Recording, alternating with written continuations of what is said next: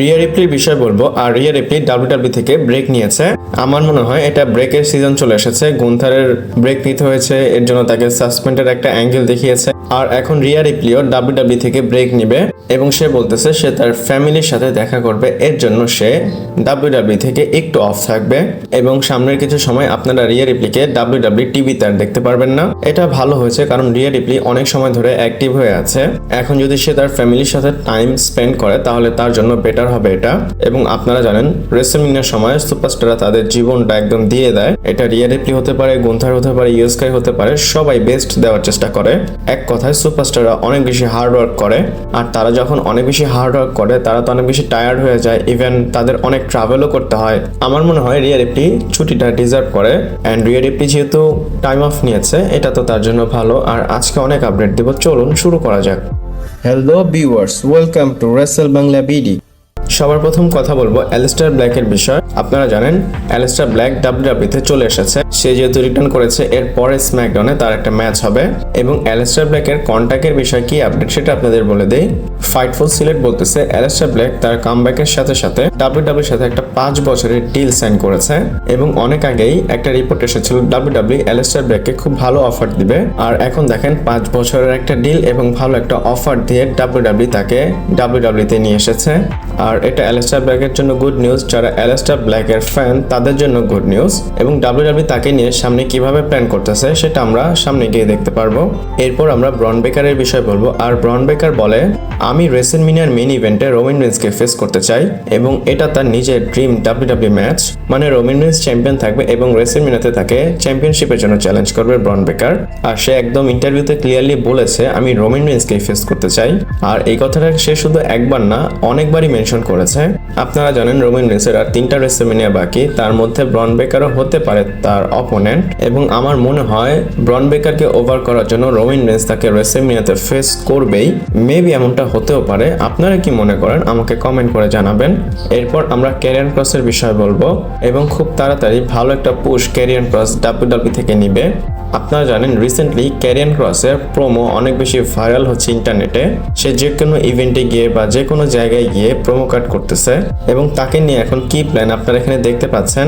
ক্যারিয়ান Kross is expected to get extended opportunity on TV.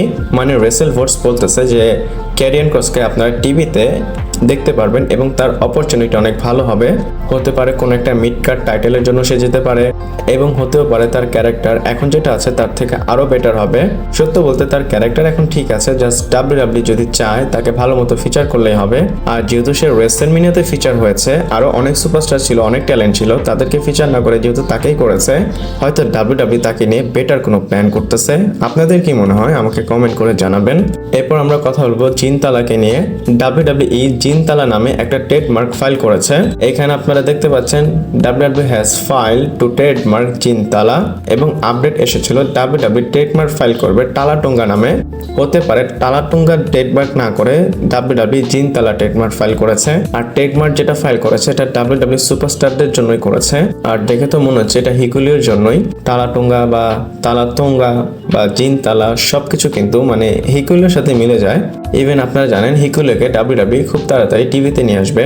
আর সে যদি আসে হয়তো জিনতালা নামেই আসবে। আর আমার প্রশ্ন হচ্ছে জিনতালা এটা কার নাম হতে পারে? আপনাদের কি মনে হয় আমাকে কমেন্ট করে জানাবেন। এরপরে আমরা দেখব 2025-এর জন্য ডাব্লিউডাব্লিউ কোন কোন পিএলই কনফার্ম করে রেখেছে। আমরা তো রেসলম্যানিয়া দেখেছি, এরপরে পিএলই হবে ব্যাকল্যাশ এবং সামনে কোন কোন পেপার ভিউ হবে আপনারা এখানে দেখতে পাচ্ছেন। ব্যাকল্যাশ হবে মের 10 তারিখে, আমরা বাংলাদেশে 11 তারিখে দেখতে পারবো এবং জুনের 7 তারিখে হবে মানি ইন দ্য ব্যাংক, আমরা 8 তারিখে দেখতে পারবো। এরপরে সামারস্ল্যাম হবে এবং এটা প্রথম সামারস্ল্যাম 2 নাইটসের এবং নাইট 1 হবে আগস্টের 2 তারিখ, যেটা আমরা বাংলাদেশে 3 তারিখে দেখতে পারবো এবং নাইট 2 হবে আগস্টের 3 তারিখ, এটা আমরা 4 তারিখে দেখতে পারবো। সামারস্ল্যামের বিষয় আরো আপডেট আছে, সেগুলো আপনাদের বলবো। এবং আগস্টের 31 তারিখে ক্লাস ইন প্যারিস হবে। অগস্টে না হয়ে আমরা বাংলাদেশে সেপ্টেম্বরের 1 তারিখে দেখতে পারবো। এরপরে অক্টোবরে অস্ট্রেলিয়ার একটা পিএলই হবে। আর এখানে কিন্তু কনফার্ম করা হয়নি এই পিএলইটা কোনটা, ডাব্লিউডাব্লিউ এটা হোল্ডে রেখেছে। তারপরে নভেম্বরের 29 তারিখ সার্ভাইভাল সিরিজ, এটা আমরা 30 তারিখে দেখতে পারবো। আর দেখেন পুরো লিস্টে কিন্তু জুলাই মিসিং আছে।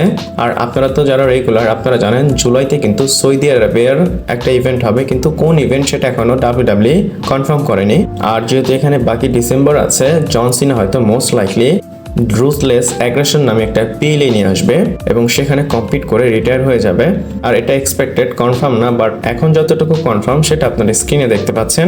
এরপর সামারস্ল্যামের বিষয় বলবো, আর সামারস্ল্যামের যে কার্ড হবে সেটা হয়তো রেসলমিনিয়ার থেকে বেটার কার্ড হবে। এবং আপনাদের এটা বলে দেয়, রেসলমিনিয়ার থেকে বিগার ইভেন্ট হবে সামারস্ল্যাম। এবং আপনারা এখানে আপডেট দেখতে পাচ্ছেন, PWN এর যে কোরি সে আপডেট করেছে এবং লেখা আছে the word is it going to be a bigger card than WrestleMania. আর এখানে কোন কার্ডের কথা বলা হচ্ছে? এখানে সামারস্ল্যামের কার্ডের কথা বলা হচ্ছে। এখানে বলা হচ্ছে সামারস্ল্যামের কার্ড রেসলমিনিয়ার কার্ড থেকে বিগার হবে। এখানে আপনারা ধরতে পারেন হয়তো বিগার বলে সে বুঝাতে চেয়েছে অনেক ম্যাচ হবে বা ম্যাচ কোয়ালিটি অনেক ভালো হবে, অথবা ম্যাচের হাইপ বেশি হবে, সুপারস্টাররা ভালো থাকবে। আপনারা যে কোনো ক্যাটাগরি ধরতে পারেন, বাট এটা বলে দিতে পারি রেসলমিনিয়ার থেকে সামারস্ল্যাম বেটার হবে। আর সুপারস্টার তো ম্যাসিভ হবেই, আপনারা জানেন গোল্ডবার্ট এখানে কম্পিট করবে, আর অবশ্যই জন সিনা তো থাকবেই। তারপর সিএম পাঙ্ক ভার্সেস রোমানের ম্যাচটা সামারস্ল্যামে হওয়ার চান্স অনেক বেশি। আমার মনে হয় যতটুকু ডাব্লিউডাব্লিউর নামটা খারাপ হয়েছে রেসলমিনিয়া দিয়ে, ডাব্লিউডাব্লিউ হয়তো সামারস্ল্যাম দিয়ে সেটা প্রুভ করতে চাবে যে না, তারা ভালো এবং বেটার রেসলিং কোম্পানি। আর সামারস্ল্যামের কার্ড কেমন হবে আপনারা কি মনে করেন আমাকে কমেন্ট করে জানাবেন। এরপর আমরা কথা বলবো রোমান রিন্সের বিষয় এবং রোমান রিন্সের ব্যাকল্যাশের স্ট্যাটাস কি। রোমান কি ব্যাকল্যাশে কম্পিট করবে? এটার প্রশ্ন হয়তো আপনাদের সবারই আছে, সেটার অ্যান্সার আমি আপনাদের দিয়ে দেই। আমি যদি এখনের কথা বলি, রোমান রিন্সকে আপনারা এই ইভেন্টের জন্য এক্সপেক্ট করতে পারবেন না, কারণ এখানে জন সিনা ভার্সেস র্যান্ডি অর্টনের ম্যাচ হবে ডাব্লিউডাব্লিউ চ্যাম্পিয়নশিপের জন্য। আর এটা অবশ্যই মেইন ইভেন্টে হবে ব্যাকল্যাশের। আর আপনারা জানেন এটা র্যান্ডি অর্টনের হোম টাউন। রোমান রিন্স যদি থাকে তাও সে মেইন ইভেন্ট করতে পারবে না। আর আমার মনে হয় একটা ট্যাগ টিম ম্যাচের জন্য এটা অনেক বেশি আর্লি হয়ে যায়। আমরা জানি রোমান রেইন্স এবং সিএম পাঙ্ক একটা সময় ট্যাগ টিম হয়ে এগেইনস্টে যাবে স্যাথ এবং ব্রন বেকারের, বাট অনেস্টলি যদি এই কাজটা এখন করে এটা আর্লি হয়ে যাবে। হ্যাঁ, শো এর মধ্যে মানে ব্যাকল্যাশে অনেক কিছু হতে পারে, বাট আপনারা রোমানকে এক্সপেক্ট করেন না ব্যাকল্যাশে, সে ব্যাকল্যাশে থাকবে না। এরপর আমরা ফাইনাল স্টোরি বলবো, আর এটা the final boss the great one রকের বিষয়। টিভি রিচার্ডস তার শোতে ফাইনাল বসকে ক্রিটিসাইজ করেছে। সে বলে রকের মনে হয় ডাব্লিউডাব্লিউ ফ্যানরা পাগল এবং ডাব্লিউডাব্লিউ যা বলবে সেটাই বিশ্বাস করবে, এবং সে বলে যে রক আসলে ডাব্লিউডাব্লিউ ফ্যানদের ফুল মানে বোকা বানাচ্ছে। সে বলে রক ভেবেছিল সে আবার আসবে এবং সবকিছু ড্যামেজ কন্ট্রোল করবে এবং সে এমনভাবে দেখাবে যে এগুলো সবকিছু পার্ট অফ দ্য প্ল্যানে ছিল, বাট এমনটা কিছুই না, ফ্যানরা এবার সব ধরে ফেলেছে। সে বলে রক যেভাবে কাজ করতেছে সেটা একদম ক্লিয়ার, রক ফ্যানদের নিয়ে কিভাবে চিন্তা করে। এক কথায় সে বলে রক চায় ফ্যানদের বোকা বানাতে। আপনারা কিন্তু দেখেছেন পাস্টে ডাব্লিউডাব্লিউ অনেক ভুল করেছে এবং লাস্টে গিয়ে বলে এইটার সাথে এটা কানেক্টেড ছিল এবং এটা আমাদের লং টার্ম একটা প্রসেস ছিল। এর জন্য টিভি রিচার্ডস বলল রক নিজেকে চালাক মনে করে, বাট রকের যে ইন্টারভিউ সেটা একদম ক্লিয়ার এবং এভিডেন্ট ছিল যে রক ফ্যানদের বোকা মনে করে। বাট সে যে ইন্টারভিউ দিয়েছে এই অ্যাটেম্পটে সে ফেল করেছে। আর সত্য বলতে এটা তো ক্লিয়ার, রক যা বলেছে সেটা একরকম ছিল এবং ডাব্লিউডাব্লিউতে যেটা সে করেছে সেটা অন্যরকম ছিল। এবং সে বলে ডাব্লিউডাব্লিউর সাথে সাথে রকও ফেল হয়ে গিয়েছে এবং সামনে গিয়ে যদি রক এমনটা করে তাহলে ডাব্লিউডাব্লিউ থেকে ফ্যানরা মুখ ফিরিয়ে নিবে। সে মনে করে যে যদি ডাব্লিউডাব্লিউর মধ্যে ফ্যানরা আসে তাহলে রকের জন্য আসে, রক যদি ফ্যানদের সাথে এরকম ধোঁকাবাজি করে তাহলে ফ্যানরা কখনো আর ডাব্লিউডাব্লিউ দেখবে না। ফ্যানরা এক্সপেক্ট করবে একটা, ডাব্লিউডাব্লিউ ডেলিভার করবে আরেকটা। এটা ঠিক, আমারও এটা মনে হয়। আমরা তো এক্সপেকটেশন অনেক কিছু রাখি, বাট রকের কারণে অনেক কিছু আমরা দেখতে পারি না। লাস্টে গিয়ে ট্রিপল এইচকে আমরা দোষ দেই, বাট কি করার, যা হওয়ার তো তা হয়ে গিয়েছে। সামনে দেখি কি করা যায়। এবং ভিডিওটা এই পর্যন্তই ছিল। ভালো লাগলে লাইক, কমেন্ট, শেয়ার, সাবস্ক্রাইব করে পাশে থাকবেন। পরবর্তী ভিডিওতে আবার দেখা হচ্ছে।